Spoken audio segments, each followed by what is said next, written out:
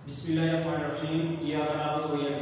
अस्सलाम वालेकुम dear students, आप देख रहे हैं मेरा यूट्यूब चैनल वेपन नॉलेज, जिसमें लेक्चर सीरीज डिस्कस कर रहे हैं क्लास 10 की। तो आज के लेक्चर में हमारे पास जो चैप्टर नंबर 9 का मोस्ट इंपॉर्टेंट थ्योरम 2 है। आपको पता है कि 8 नंबर का थ्योरम लाजमी पेपर में आता है, तो इससे पहली वीडियो में मैंने पहला थ्योरम अपलोड किया था। आज हम दूसरा थ्योरम डिस्कस करेंगे। इस थ्योरम की स्टेटमेंट क्या है? A straight line drawn from the centre of a circle to bisect a chord which is not diameter is perpendicular to the chord। Mean के हम रफली अगर समझें तो ये हमारे पास एक सर्कल है, ठीक है, ये इसका कोई chord है और सेंटर से हमने एक ऐसी लाइन ड्रा करनी है जो इसको बाइसेक्ट करे। बाइसेक्ट करने का क्या मतलब है कि दो बराबर हिस्सों में डिवाइड करें।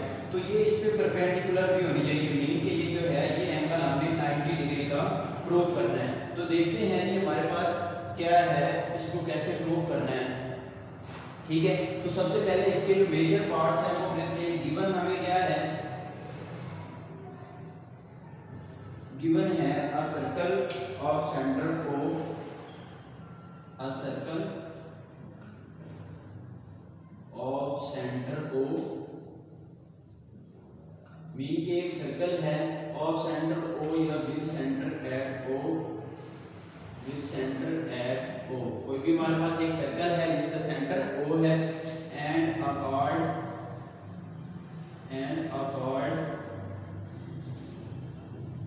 AB। उस chord को हमने AB का नाम दे दिया। Also M is the midpoint of AB। M is midpoint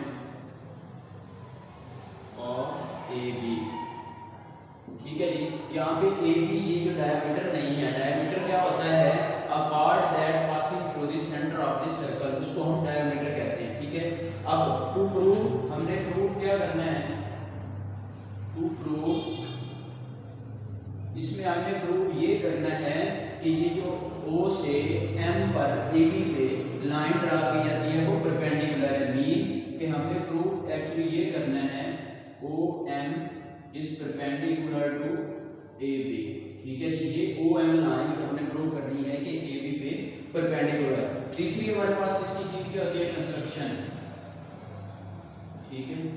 construction में हमने क्या काम करना है? इसकी डायग्राम भी साथ साथ बनाएंगे। सपोज दैट हमारे पास यहाँ पे एक मैं सर्कल बना लेता हूँ जी, ये डायग्राम है हमारे पास। सपोज दैट ये एक सर्कल है और यहाँ पे इसका जो है वो सेंटर है, ठीक है। इसको O का नाम दे दिया और यहाँ पे मैं एक chord ले लेता हूँ AB, ठीक है। और ये इसका मिड पॉइंट है O, सही है। अब यहाँ से हमने एक लाइन ड्रा करनी है इसको बाइसेक्ट करने के लिए, ठीक है। अब हमारे पास हमने प्रूफ ये करना है कि ये जो एंगल है ये 90 डिग्री का है। तो इसको मैं एंगल 1 का नाम दे देता हूँ और इसको एंगल 2 का नाम दे देते हैं। ये हमने कंस्ट्रक्शन की है। कंस्ट्रक्शन में हम क्या लिखेंगे? Join A with B, join A with A and B, ठीक है। A B दोनों को ज्वाइन करवाएंगे A and B with O। हमने क्या काम करना है कंस्ट्रक्शन में? ये जो O A को और O B को आपस में मिला दें। अब देखने में हमारे पास ये दो ट्रायंगल बन गई है, ठीक है। और हमने क्या करना है? आल्सो राइट द नेम, हमने नेम लिख दिए। Write the name measure angle 1 and measure angle 2, इनके हमने नाम रख दिए एंगल के, ठीक है। अब हमारे पास जो है लास्ट पार्ट आता है प्रूफ का, सही है जी। प्रूफ क्या होता है? प्रूफ में हमारे पास दो पार्ट्स होते हैं। एक होती है स्टेटमेंट,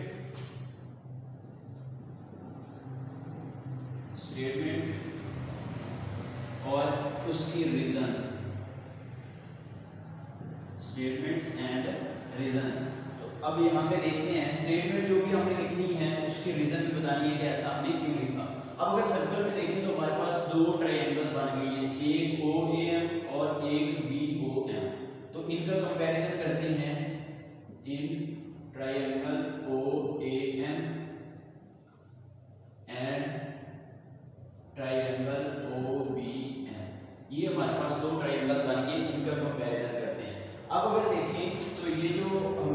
गिवन था कि ये जो ओ है ये इस लाइन को बाइसेक्ट करती है। बाइसेक्ट करने का क्या मतलब है कि दो बराबर हिस्सों में डिवाइड करती है।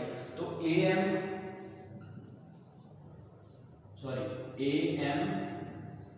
कॉन्ग्रुएंट होगा बी एम के।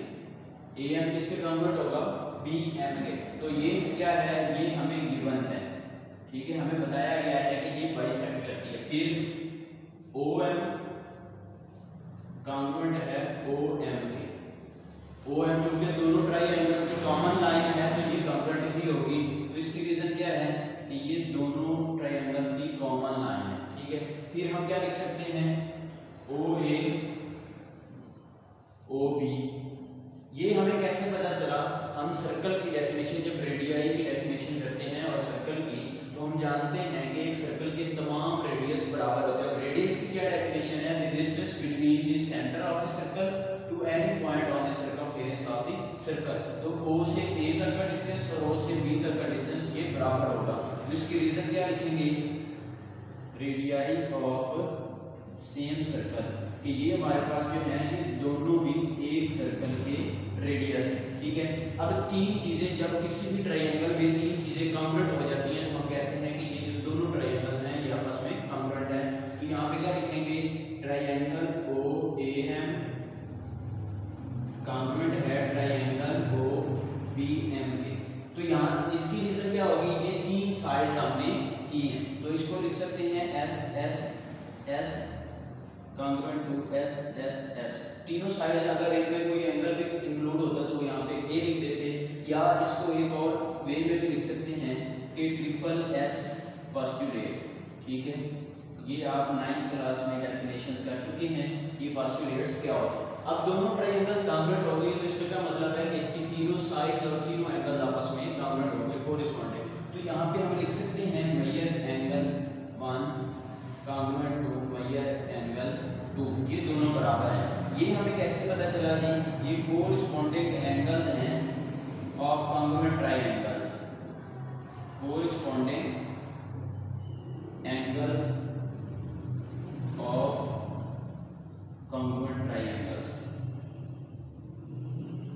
ठीक है। और हम ये भी सप्लीमेंट्री एंगल की डेफिनेशन कर चुके हैं कि एक स्ट्रेट लाइन पे बनने वाला एंगल क्या होता है? 180 होता है। तो इस कॉर्ड पे अगर हम देखें यहाँ से यहाँ तक का जो टोटल एंगल वो कितना होगा? 180। तो इट्स मीन कि अगर हम एंगल 1 और एंगल 2 को ऐड करें तो हमारे पास कितना आता है? 180। तो इसकी रीजन हम क्या लिखेंगे? सप्लीमेंट्री एंगल्स, सप्लीमेंट्री एंगल्स, ठीक है। ये हमारे पास सप्लीमेंट्री एंगल, अब दोनों बराबर हैं और दोनों का सम क्या आ रहा है? 180। तो यहाँ पे हम क्या लिखेंगे? Measure angle 1 congruent to measure angle 2, this is equal to 90 degree, ठीक है। इस ऊपर वाले तरह से हम ये लिख सकते हैं। तो यहाँ से क्या प्रूव हो गया कि ओ एम जो है वो परपेंडिकुलर है ए बी पे।